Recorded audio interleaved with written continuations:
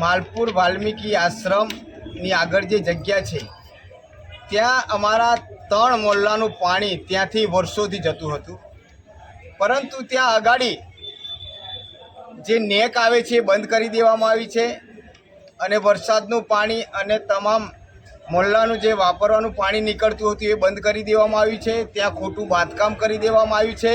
આ દુઃખભરી બાબત છે।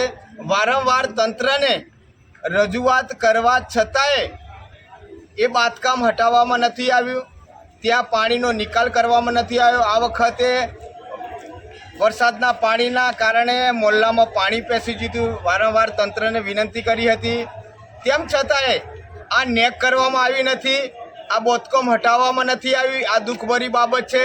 પંચાયત દ્વારા લેટર પણ આપવામાં આવ્યો હતો કે પોલીસ પ્રોટેક્શન આપી અને ત્યાં બાંધકામ હટાવવાનું, પરંતુ પોલીસ પ્રોટેક્શન પણ પંચાયતને મળ્યું નહોતું, તેના કારણે ત્યાં જે બાંધકામ હટાવવામાં નથી આવ્યું।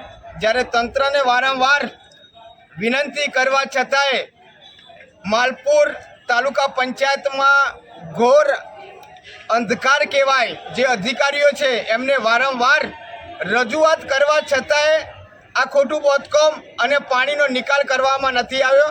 તો આજે અમે ગુજરાત વાલ્મીકી સંગઠન દ્વારા હું લાલજી ભગત તાલુકા પંચાયત આગળ ધરણા કાર્યક્રમ કરી રહ્યો છું।